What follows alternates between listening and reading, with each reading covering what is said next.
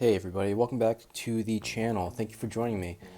Today I have a rather shorter PSA return video that I'm going to go through. Two cards, but I have high hopes, big expectations. So let me break into this box and show you what I'm talking about. Okay, so like I said, only two cards here.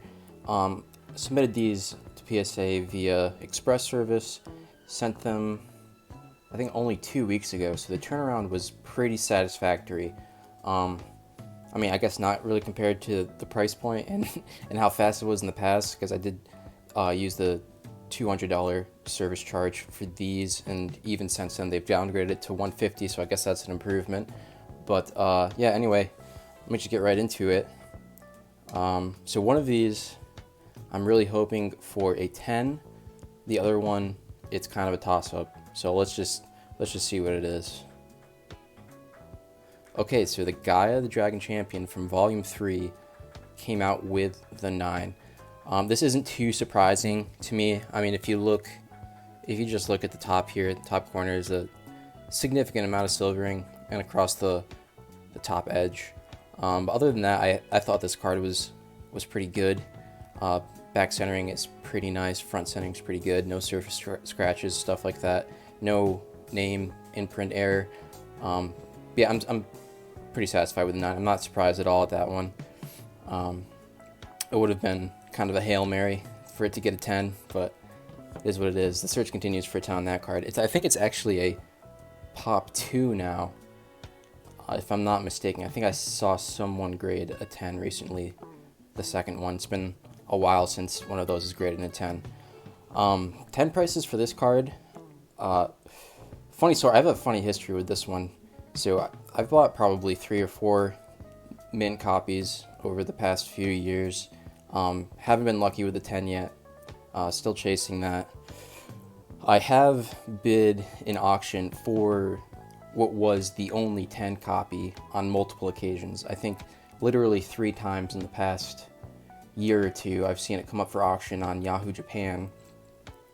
In 2 cases, I think I lost the first one. I think the first time it sold for around $2,000, and I thought that was just too much for me.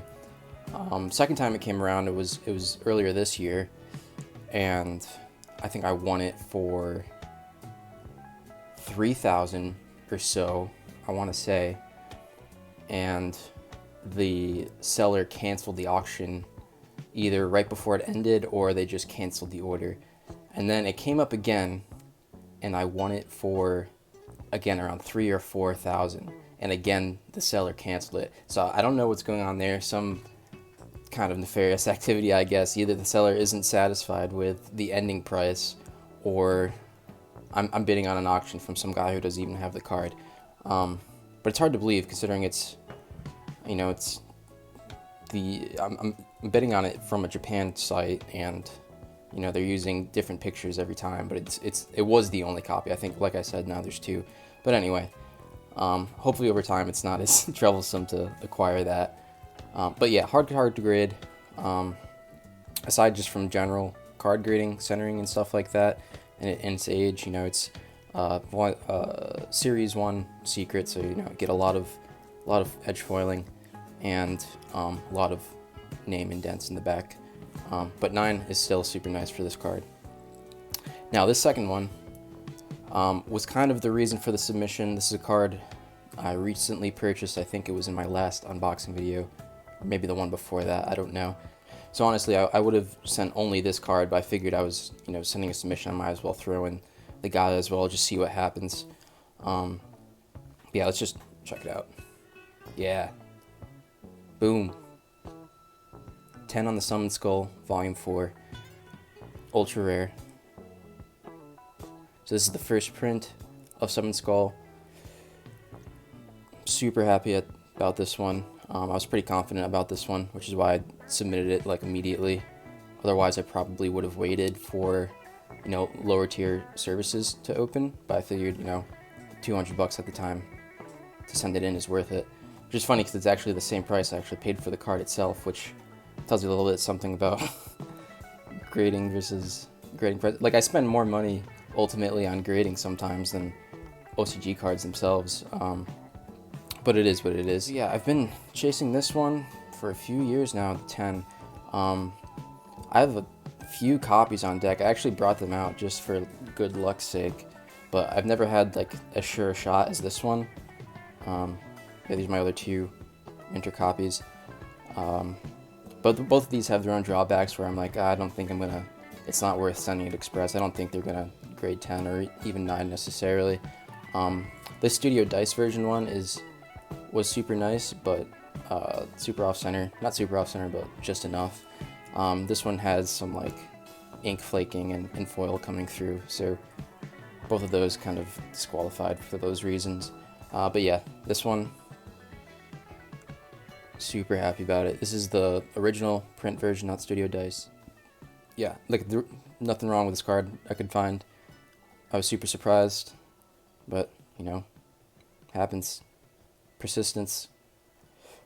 So yeah, before I graded this one, I think it was a Pop 5, maybe Pop 5, Pop 6. I think it's Pop 6 after this grade. I've actually never seen a PSA 10 Volume 4 Summon Skull before this one. I mean, they're out there, but I have not seen a picture online. I've never seen it up for auction. I haven't seen it on Twitter or anything. So they're probably just tucked away. Yeah, super cool iteration of Summon Skull, I think, because when this was released, if you watch my Volume 4 video, this was like the chase card of the set. It wasn't available in any lower rarities, like, you know, in English you had the option of like the Starter Deck Yugi common version, so it was pretty accessible, but, you know, if you wanted a one cost 2500 beater, you know, you had to pull it from Volume 4 or, you know, pay for the single. So I think that makes it kind of cool. So in terms of value for this card, I don't really know where to place it. Like I said, I buy usually mint copies of Volume 4 Skull for around 200, 250. But very hard to get a 10, as you would probably expect. And like I said, it's only in the Volume 4 box. You only get 1 ultra rare per box. There's 2 ultra rares in the set, so you know, on average it's like 1 in every 60 packs or something like that. I think a Volume 4 box sells for around $2 grand now. So I don't know, you can make a calculation based on that. But yeah, just super classic monster. Super happy with the grade. You know, just stacking on my Gem 10 volume sets. Let me know what you think. That's all I got. Thanks for watching. Have a great day.